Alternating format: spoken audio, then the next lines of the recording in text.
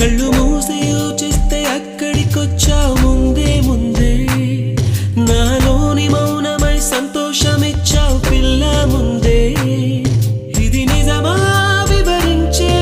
ఎల్లోరా ప్రతిమ పసిచిలక పసిచిలక నీ కలనే కన్నానే పరవశమే బలపడగా నేనీవనుకున్నానే చేరానే